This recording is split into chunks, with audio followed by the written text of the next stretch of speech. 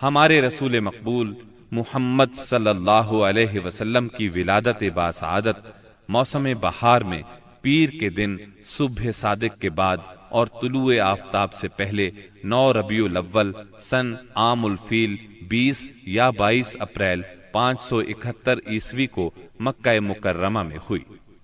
پیر کا دن آپ کی مبارک زندگی میں بڑی اہمیت کا حامل ہے۔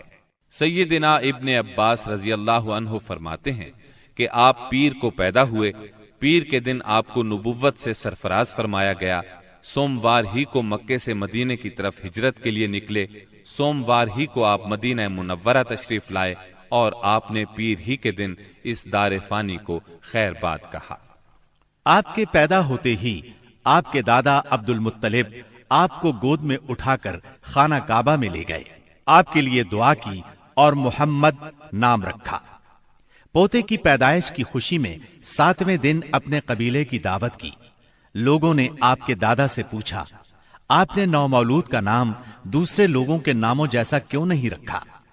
انہوں نے جواب دیا، میں چاہتا ہوں میرے پوتے پر اس نام کا اثر پڑے اور میرا پوتا تعریف و توصیف حاصل کرے۔ آپ کی والدہ سیدہ آمنہ نے آپ کا نام احمد رکھا۔ انجیل میں بطور پیشگوئی آپ کے 2 نام آئے ہیں، فارقلید اور منہمنا۔ قرآن مجید کی سورہ انبیاء آیت 107 میں اللہ تعالیٰ نے آپ کو رحمت للعالمین کہا ہے، وَمَا أَرْسَلْنَاكَ إِلَّا رَحْمَةً لِلْعَالَمِينَ، یعنی ہم نے آپ کو تمام جہانوں کے لیے رحمت بنا کر بھیجا ہے۔ آپ کا نسب نامہ اس طرح ہے: محمد بن عبداللہ بن عبد المطلب بن ہاشم بن عبد مناف بن قصی بن کلاب بن مرہ بن کعب بن لعی بن غالب بن فہر بن مالک بن نظر بن کنانہ بن خزیمہ بن مدرکہ بن الیاس بن مزر بن نزار بن معد بن عدنان۔ اس بات پر سب کا اتفاق ہے کہ عدنان سیدنا اسماعیل علیہ السلام کی نسل سے ہیں، لیکن دونوں کے درمیان میں کتنی پشتیں ہیں اور ان کے نام کیا کیا ہیں، اس میں بہت اختلاف پایا جاتا ہے۔ آپ کی والدہ کا نام سیدہ آمنہ تھا۔ سیدہ آمنہ کے والد وہب بن عبد مناف بن زہرہ بن کلاب تھے۔ یہ وہی کلاب ہیں جو والد کی طرف سے بھی نبی صلی اللہ علیہ وسلم کے نسب نامے میں آتے ہیں۔ ان کا اصل نام عروہ یا حکیم تھا، لیکن کتوں کے ذریعے بکثرت شکار کھیلا کرتے تھے، اس لیے کلاب کے نام سے مشہور ہو گئے۔ عربی میں کلاب کتوں کو کہتے ہیں۔ آپ اسماعیل علیہ السلام کی اولاد میں سے ہیں۔ اسماعیل علیہ السلام کی خاطر جب اللہ تعالیٰ نے زمزم کا کنواں جاری کیا تو قبائل جرہم اور ایاد کے خانہ بدوش عرب سیدہ ہاجرہ کی اجازت سے وہاں آ کر رہائش پذیر ہوئے۔ کعبے کے متولی اسماعیل علیہ السلام اور ان کی اولاد رہی۔ ایک عرصے کے بعد بنو جرہم اور سیدنا اسماعیل کی اولاد میں کعبے کی تولیت کے سلسلے میں جھگڑا ہوا تو کعبے کی خدمت اور تولیت اولاد اسماعیل اور بنو جرہم میں تقسیم ہو گئی، اور جب بنو خزاعہ نے لڑ کر مکے پر قبضہ کیا تو ایک مدت تک کعبے کی تولیت بھی ان کے پاس رہی، لیکن بنو اسماعیل بہرحال مکے ہی میں رہے۔ ان کے ایک فرد کلاب نے شمالی عرب میں قبیلہ قزاعہ میں شادی کی، اس سے قصی پیدا ہوئے۔ وہ جوان ہو کر اپنے قبیلے میں واپس آ گئے۔ خسر کی وفات کے بعد قصی نے اپنے ننہال کی مدد سے بنو خزاعہ کو مجبور کیا کہ وہ شہر چھوڑ کر مضافات میں جا بسا۔ بنو خزاعہ کے سردار نے کعبے کے قیمتی چڑھاووں کو زمزم کے کنویں میں ڈال کر اس کو پاٹ دیا اور کنواں غائب ہو گیا۔ پھر قصی کو بہت بڑا اقتدار حاصل ہوا، اس کی اولاد پھلی پھولی اور اسے قوم کا بہت بڑا سردار تسلیم کیا گیا۔ قصی نے مکے میں ایک شہری مملکت کا آغاز کیا، وہاں دارالندوہ یعنی پارلیمنٹ اور ٹیکس کے نئے محکمے قائم کیے، لیکن وفات کے وقت حکومت اپنے بچوں میں تقسیم کر دی۔ کسی کو کعبے کی رکھوالی سونپی، کسی کو چابی دی، کسی کو فوج کی قیادت تو کسی کو ٹیکس کا حساب کتاب سونپا۔ بعد کی نسلوں میں انتظامات کی مزید تقسیم در تقسیم ہوئی۔ آغاز اسلام کے وقت وہاں 10 سرداروں کی ایک مجلس کار فرما نظر آتی تھی۔ قصی کے 4 بیٹے تھے، ان میں عبد مناف بڑے نامور اور صاحب عزت ہوئے۔ عبد مناف کے بھی 4 بیٹے تھے، ان میں ہاشم شہرت میں سبقت لے گئے۔ ہاشم آپ کے پردادا تھے، بہت دولت مند ہونے کے ساتھ ساتھ سخاوت، مروت اور احسان میں بھی بے مثال تھے۔ ہاشم کہلانے کی وجہ یہ تھی کہ ان کے عہد میں ایک مرتبہ مکہ مکرمہ میں قحط پڑ گیا۔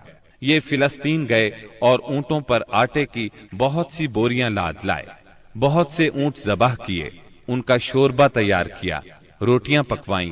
ان روٹیوں کو شوربے میں بھگو بھگو کر اہل شہر کو کھلاتے رہے۔ عرب اس کھانے کو حشیم اور سرید کہتے ہیں۔ یہ سلسلہ ایک مدت تک جاری رہا، اسی وجہ سے ان کا نام ہاشم پڑ گیا۔ وہ حاجیوں کی خدمت اور مہمان نوازی میں بھی بڑھ چڑھ کر حصہ لیتے تھے۔ اسی سخاوت اور فیاضی سے ہاشم کا نام پورے عرب میں مشہور ہو گیا۔ ذاتی اثر و رسوخ اور وجاہت کی وجہ سے ان کی دوسرے ممالک کے درباروں میں بھی رسائی تھی۔ انہوں نے ہی قریش میں سب سے پہلے یہ دستور جاری کیا کہ سال میں 2 مرتبہ تجارتی قافلے روانہ ہوا کریں، موسم گرما میں شام کی طرف اور موسم سرما میں یمن کی طرف۔ چنانچہ اسی دستور کے مطابق دونوں موسموں میں قافلے روانہ ہوتے تھے۔ سورۃ القریش میں اللہ تعالیٰ نے قریش کو یہی انعام یاد دلایا ہے، کیونکہ قریش اللہ کی رحمت سے موسم سرما و گرما کے عادی ہو گئے۔ ان کی سمجھ میں یہ بات آ گئی کہ اس نعمت کے شکریہ میں اللہ کی عبادت کرنا چاہیے جو اس گھر کا مالک ہے، اور اس نے انہیں بھوک میں کھانا دیا اور خوف سے امن بخشا۔ نجاشی شاہ حبش ہاشم کی بے حد خاطر مدارت کرتا اور تحفے تحائف بھی پیش کرتا۔ قیصر روم بھی ان سے بہت مہربانی سے پیش آتا تھا۔ ہاشم نے یمن اور روم کی حکومت سے قریش کے تجارتی قافلے کی حفاظت کا حکم حاصل کیا، اور یہ ان کے اعلیٰ تدبر کا نتیجہ تھا کہ تمام راستے قریش کے تجارتی قافلوں کے لیے محفوظ ہو گئے۔ اس طرح مکہ مکرمہ بین الاقوامی تجارت کا مرکز بن گیا۔ اس سے خانہ کعبہ کی زیارت اور فریضہ حج عام ہو گئے، اور مکی زبان بھی ملک کے چاروں طرف سمجھی جانے لگی۔ ان قریشی قافلوں اور سالانہ میلوں کی وجہ سے جزیرہ نمائے عرب میں ایک معاشی مرکز پیدا ہو گیا۔ ان سالانہ میلوں میں قریش کو سرمایہ دارانہ تجارت اور قافلوں کی حفاظت کے سلسلے میں بہت اہمیت حاصل تھی۔ اس طرح مکہ مکرمہ تجارتی مرکز بنا، جس نے سیاسی مرکزیت کا راستہ کھولا جو اسلام کا کارنامہ بننے والا تھا۔ 197 عیسوی کے چند ماہ بعد ہاشم کی بیوی سلمہ بنت عمر کے ہاں مدینہ منورہ میں شیبہ یعنی عبد المطلب پیدا ہوئے۔ بچے کے سر میں کچھ بال سفید تھے، اس لیے ان کا نام شیبہ رکھا گیا۔ شیبہ کا مطلب ہے بوڑھا۔ ہاشم کی وفات کے بعد ذمہ داریاں ان کے بھائی مطلب نے سنبھال لی تھی۔ گویا مطلب شیبہ کا چچا تھا۔ اس کی وفات کے بعد شیبہ نے رفادہ اور سقایا کی ذمہ داریاں خوبی سے سنبھالی۔ انہوں نے یمن اور حبشہ کے درباروں میں اپنی قوم کی نمائندگی بھی کی۔ ان کی ملکیت میں ایک قدرتی چشمہ بھی تھا۔ ایک دن خواب میں انہیں اشارہ ملا کہ فلاں جگہ کھود کر غائب شدہ زمزم کا کنواں برآمد کریں۔ کھودتے وقت اس سے انہیں دفن شدہ خزانہ بھی ملا جو کعبے کے چڑھاووں پر مشتمل تھا۔ عبد المطلب کو زمزم کی ملکیت کے لیے بہت دشواریاں پیش آئیں، مگر اہل شہر امن پسند تھے۔ انہوں نے طے کیا کہ کسی غیر جانبدار حاکم سے اس کا فیصلہ کرا لیا جائے۔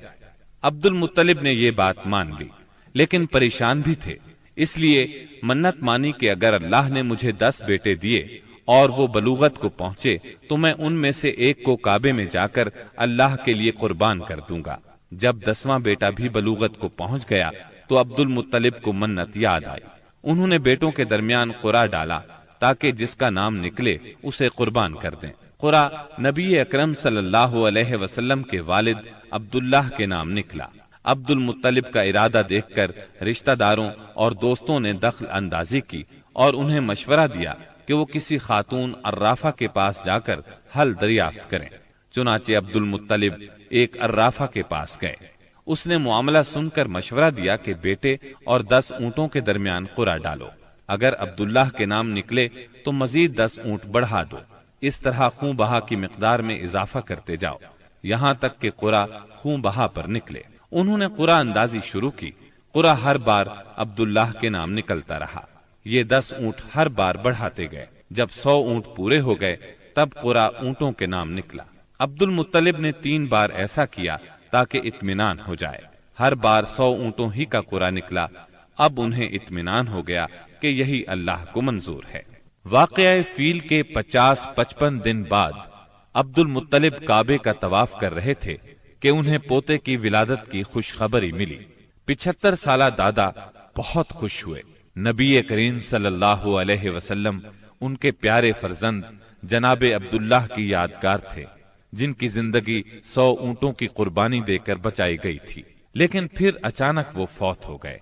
ان کی وفات سے بوڑھے باپ کو جو صدمہ پہنچا تھا، پوتے کی ولادت سے ایک حد تک وہ کم ہو گیا۔ عبداللہ کی والدہ یعنی نبی صلی اللہ علیہ وسلم کی دادی کا نام فاطمہ بنت عمرو تھا۔ عبداللہ کے 2 سگے بھائی زبیر اور ابو طالب تھے۔ بی بی آمنہ سے نکاح کے بعد عبداللہ نے رواج کے مطابق 3 دن تک سسرال میں قیام کیا۔ اس کے بعد تجارت کی غرض سے شام چلے گئے۔ واپسی پر یثرب یعنی مدینہ منورہ میں ٹھہرے تاکہ اپنے والد کے حکم کے مطابق کھجوروں کا سودا کریں۔ مدینہ منورہ ہی میں قیام کے دوران وہ بیمار ہو گئے۔ آپ کی بیماری کی خبر مکہ پہنچی تو عبد المطلب نے فوراً اپنے بڑے بیٹے حارث کو عبداللہ کی خبر گیری کے لیے مدینہ روانہ کیا۔